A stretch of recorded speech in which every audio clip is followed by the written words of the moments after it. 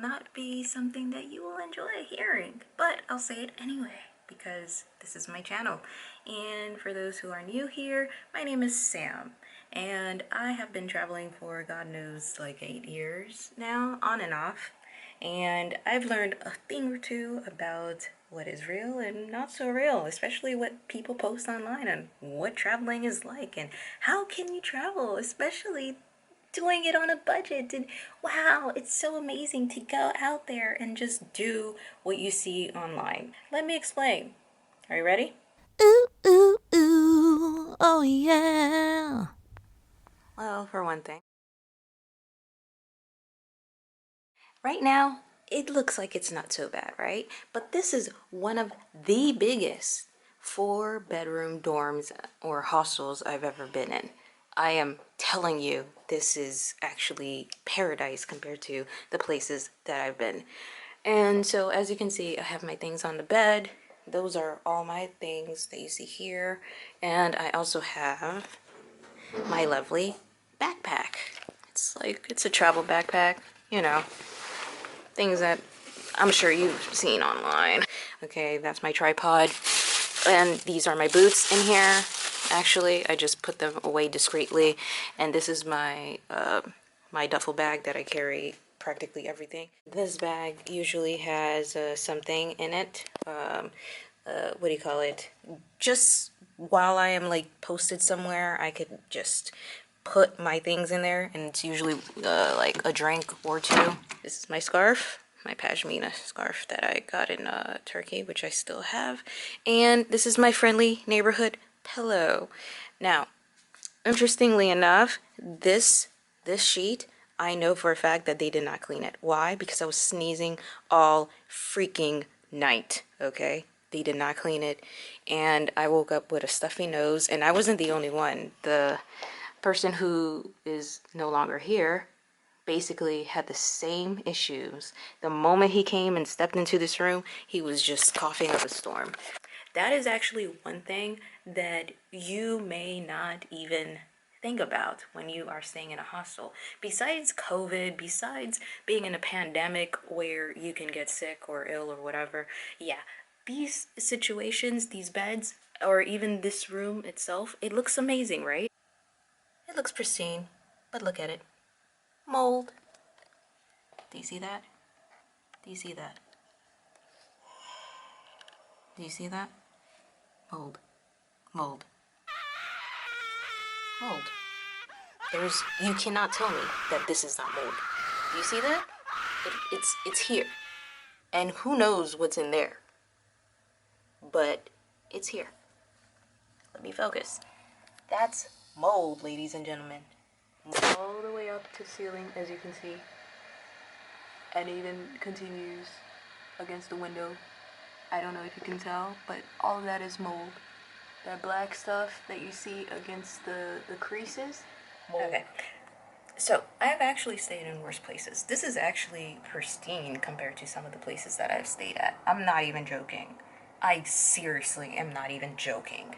And so, mold, expect that. And expect that your sheets may or may not be cleaned. I literally stayed in a... Let me close this window. Right. I literally stayed at an Airbnb in Paris. Oh my goodness. My story time. I've actually stayed in a Airbnb in Paris, and my gosh, I'm just thinking, just looking at the photos, it was absolutely magnificent, okay? It looked like it was a nice area, Montmartre, which is it's in the 15th arrondissement, I believe, in Paris, and I overlooked a cemetery. It was a nice area, you know. It's not the friendliest or the cleanest. In fact, most of the places, I'm gonna stay away from the mold because my God, my nose is running. But the thing is, I ended up staying at this nice looking Airbnb apartment. It was wooden, it overlooked the cemetery, it was nice that you had your own bathroom in the room.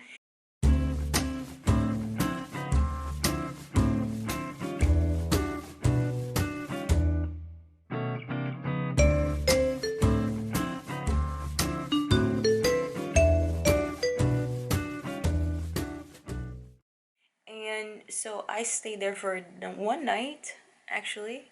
I had to check out quite early, but I was in such a, I guess, exhausted mood. I was so sick the entire time I was in Paris, it seems. And I didn't know at the time that I had a disease. But anyway, here we are.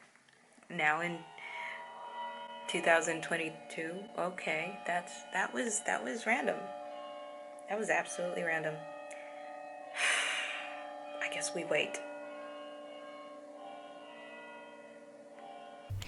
This video is actually sponsored by me. If you're looking for a life coach or travel coach or actually someone that you really want to talk to, I am your girl. Especially if you check out my Patreon, you'll see on the page that I actually give out some virtual tours. Anyway, let me know in the comment section what more you would like to see, and that's it. Yeah, awesome. All right. So, I was once again in Paris. You know, there is this old, when you say, I was in Paris. But honestly, Paris is one of my least favorite places, actually, if not the least favorite place I've ever visited or lived in. Yeah, that's a story for another time, another day. Anyway, and so I was in a hurry. I was running late to check out, and I told the man, "Can you please give me like 1 more hour?" I told the host, "Please help me with this." And then he was just like, "Okay, sure, but I have another guest coming in, and that means while you're packing, I'm going to clean." So I was like, "Okay, sure, no problem. I don't mind." He comes in and he is just talking up a storm, and I'm like, mind you, at 2 o'clock, his no 1:30, his guest is about to show up, and he's still talking to me. He's not cleaning up. He's not doing anything or whatever. And then suddenly his guest messages him, and he, you know, bursts up out of his seat where he was, where he was, and then he started to rearrange the room, as in not even remove the sheets that I just slept in, remove the pillows, and everything else. No! God, please, no! No! He didn't even do that.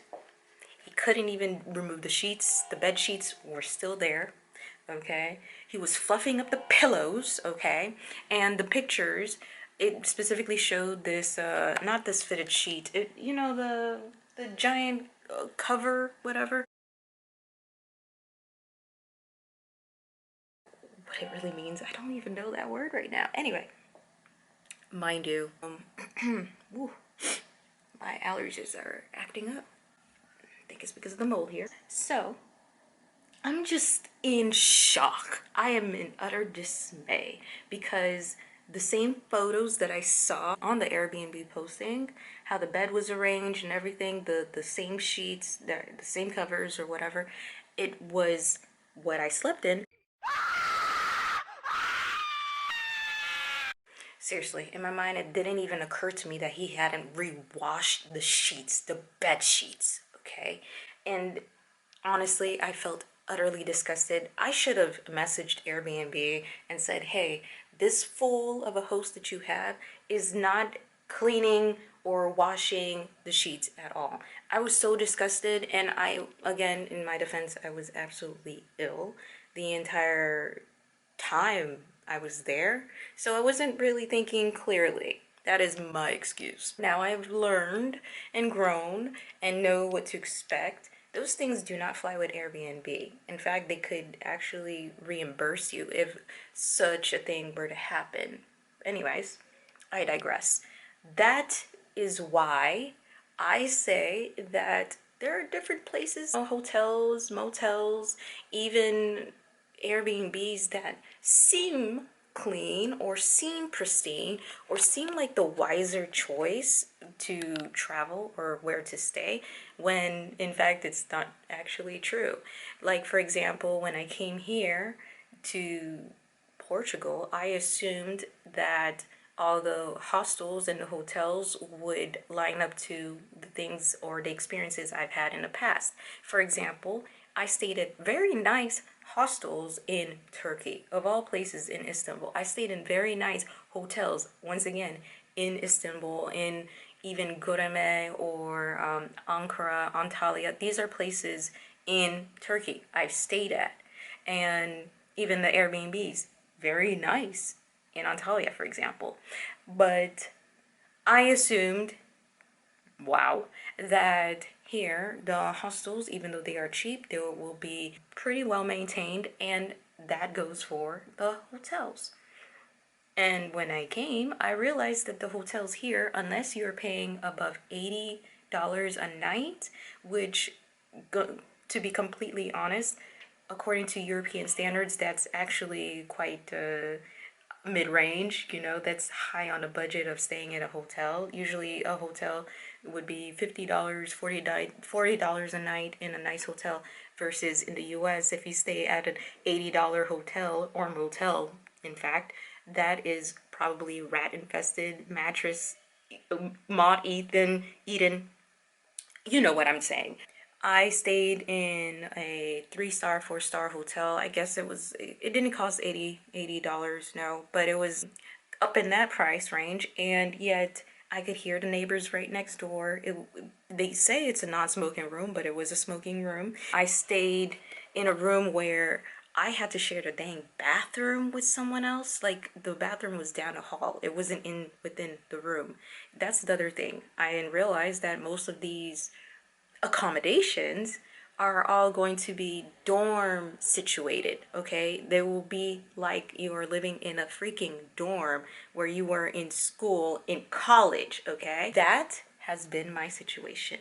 Also, living in a hostel or dorm life situation, okay, you will have many grievances when it comes to your sleep. For example, someone may snore at night, or perhaps around 10:30, 11 p.m. at night, when you suppose people want to rest and sleep after a long day out venturing and trekking about, that people would just want to rest and just stay in and not hear any comings and goings out into the common room where they're going to play karaoke at night, which happened last night. Some people really, really want to wind down at the end of the night, but some hostels, they do not provide that serenity, that peace that you would perhaps enjoy. So, again, that's another thing that you may have to keep in mind when you're staying in a hostel or any establishment. I stayed at a hotel, in fact, that played karaoke and live music and loud music, stereo music, in the middle of the day and also in the evening. And I didn't realize that was a thing, and that was in Turkey, of all places. Again, I'm going to mention Turkey because that was one of the recent places that I've stayed at, versus, when I was staying in Romania or South Korea for 2 years. You know what I'm saying? It's fresh in my brain, so bear with me. That doesn't necessarily negate the fact that a lot of hotels and hostels or Airbnbs, they all have preferences that you may or may not like. And you may need to seek out those reviews online. And it's interesting because, unfortunately, some of these reviews are not forthcoming. They're, in fact, paid off. Or perhaps the owner of the establishment, or maybe it's their friend that is posting these positive reviews online. So another thing to watch out for is when you see all 5 stars and then you see negatives, -1, or 1 star. So that's another thing that you probably want to keep in mind when you are actually booking an establishment. Look at the reviews. Please weigh them against each other. I usually go for mid-range. Like, okay, let me see the 3 stars. Let me see what was so poor about it.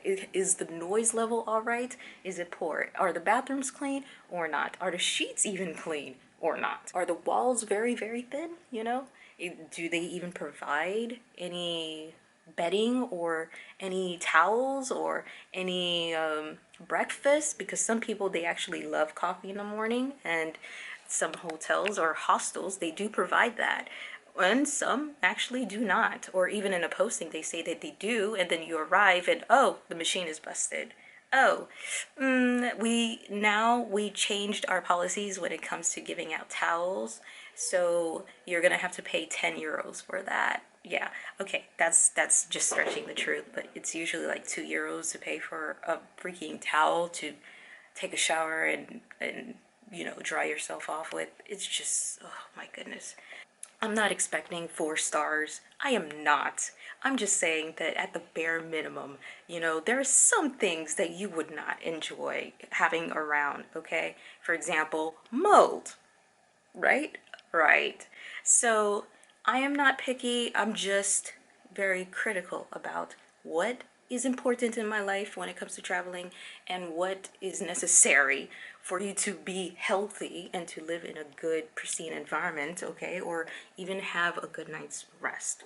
Before you pick an accommodation, you probably need to figure out or see if there will be construction. Imagine living here next to one of these buildings and you have all of these construction going on. Imagine staying at this hotel being near all of this. This is absolutely one of the things that you don't really think about. A lot of the places here in Portugal or even in Spain when I was living there or staying there, or even in Italy, there were countless construction going on. And La Sagrada Familia, I remember since 2009, they were building it. So sometimes you would see like dust in the air or debris somewhere, on the roads or whatever. It doesn't matter if it is in Spain or Italy. I'm just saying, before you even book a place, you may want to see if there is construction going on. And how to tell is if you go on Google Maps and see a picture view of what's going on in the city, or perhaps if you read up on local newspapers, for example. So that is what I would suggest, actually. Another thing that I didn't even know about this country was that it was a hilly country.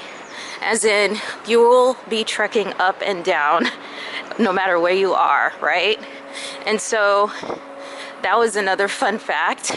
My suitcase actually had issues going up and down this very specific road. I remember pulling it to the point where it looked like I was dragging it, and unfortunately one of the wheels gave out. It broke.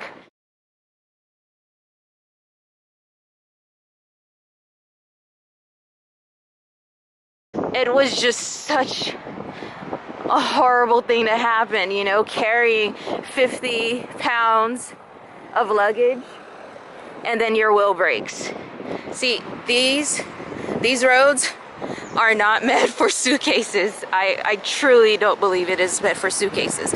So another thing, if you're coming here, especially in a city or anywhere in Europe, perhaps you want to invest in carrying bags versus a rolling one.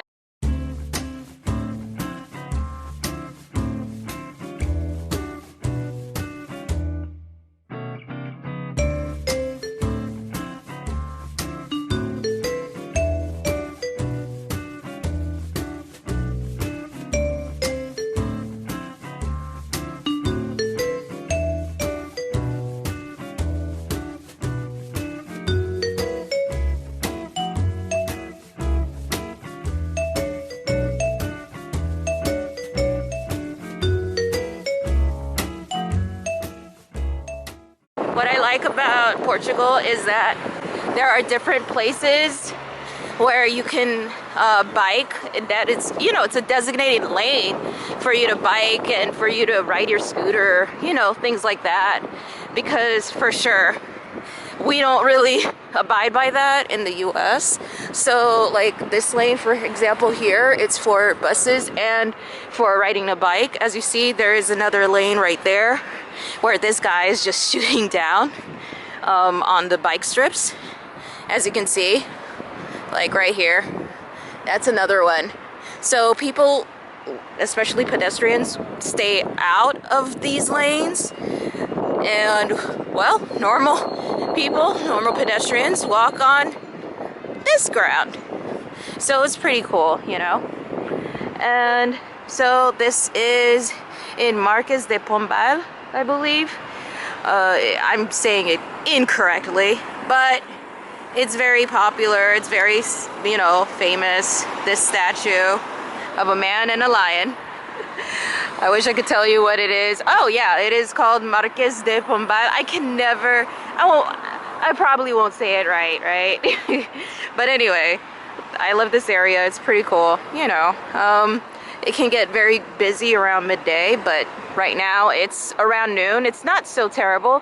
And then right across from it is actually a park, you know, and right here is a stop where, you know, if you want to do some sightseeing, there are buses that can take you from here and all around the city, actually. And what's cool about Portugal is that there are so many parking spaces. Like, you would have never known that this was actually a place to park your car. Like, there are many of these tunnels all over. It's one time I accidentally got into one thinking that it was a road, but it wasn't. But anyway, there's that. So yeah, this is a lovely park, lovely place to be, lovely place to go. And I chill out here sometimes, you know. I've been here for, gosh, I don't know, this is my second time in Lisbon this year. So I think I've been here the longest, over a month. So yeah, it's looking like that. Quite nice, you know, to be away from all the hustle and bustle for a minute, you know. I see people are chilling on the lawn. Yeah, it's nice.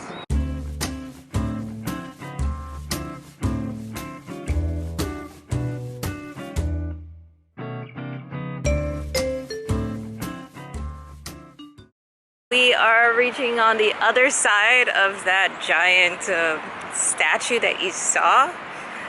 So let's see if I can just give you a glimpse, shall we?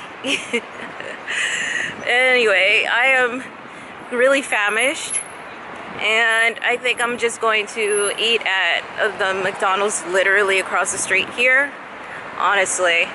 But I laugh because look, my sentiments exactly. It's literally blocking that monument. Oh, look at this doggy.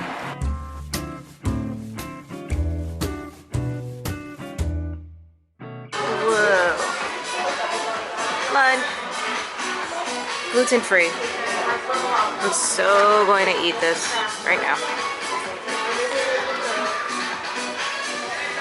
On that note, I think it's time for me to say I'll catch you in the next video.